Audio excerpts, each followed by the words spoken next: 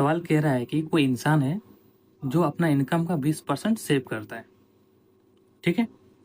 वो इंसान 960 रुपया खर्चा करता है। ये भी समझ में आ गया।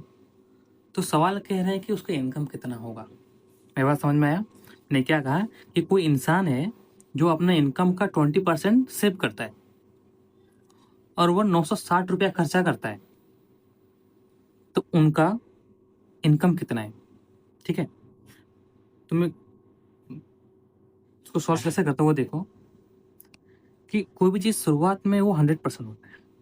कोई भी चीज़ शुरुआत में वो 100% होता है ना। अगर इनकम में अगर कोई छिड़खानी ना किया जाए तो इनकम भी सब शुरुआत पे 100% होगा, ठीक है। पर इनकम का दो पोर्शन होता है ना, एक होता है सेविंग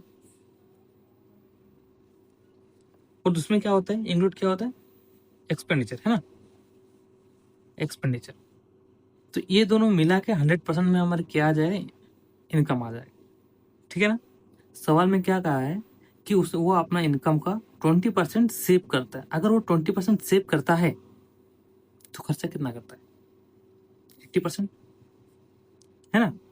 अगर वो अपना इनकम का 20% अगर सेव करता है तो खर्चा कितना कर रहा है, 80%। और सवाल में मुझे कुछ ऑलरेडी गिवन है, क्या गिवन है कि वो 960 रुपया खर्चा करता है। कितना रुपया खर्चा करता है, 960 रुपया खर्चा करता है। तो कहने का मतलब ये हुआ कि मेरा जो 80% है वो मेरे 960 रुपया के बराबर होगा। कहने का मतलब मेरे 80% जो होगा वो 960 रुपये के बराबर में होगा, है ना। तो सवाल हमारे आखिर में क्या कह रहा है कि उसका इनकम कितना होगा। सवाल क्या कह रहा है कि उसका इनकम कितना होगा, मतलब 100% कितना होगा, है ना। अगर 80% अगर 960 रुपया है तो मेरा 100% कितना होगा। लगाओ यूनिटरी मेथड, क्या कहता है, 960 बटे 80 गुना 100, है ना। एक से एक जीरो खत्म, 12×96। तो मेरा इनकम कितना आ गया, 1200 रुपया। मतलब 100% मेरा कितना आ गया, 1200 रुपया। तो ऑप्शन नंबर कौन सा है, डी नंबर। मेरे बात समझ में आया। मैंने क्या कहा कि कोई भी चीज़ शुरुआती दौर पे 100% होता है। अगर उसमें कोई छेड़खानी ना किया जाए तो शुरुआती दौर पे वो 100% ही होता है। पर इनकम का दो पार्ट है ना, एक होता है सेविंग और होता है एक्सपेंडिचर, है ना। ये दोनों मिल के ही क्या होता है, इनकम होता है, ठीक है ना।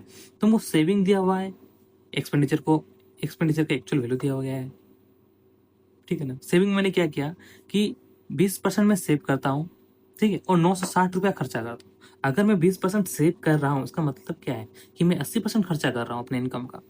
और 80% में खर्चा कर रहा हूँ तो 80% किसके बराबर में होगा, 960 रुपये के बराबर में होगा, है ना। अगर 960 रुपये के बराबर में 80% है तो मेरा 100% क्या होगा। तो सवाल में यही कह रहा है कि इनकम कितना है मेरा, तो इनकम मेरा कितना है, 100% है। तो 100% का वैल्यू कितना होगा, 960 बटे 80 गुने 100।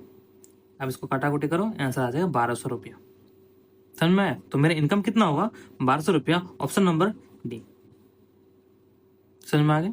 ये रेलवे का एनटीपीसी में पूछा गया सवाल है, ग्रेजुएट लेवल का 2025 का, बहुत इंपॉर्टेंट सवाल है। इस तरह का सवाल फंसते रहता है अक्सर, ठीक है, बिल्कुल।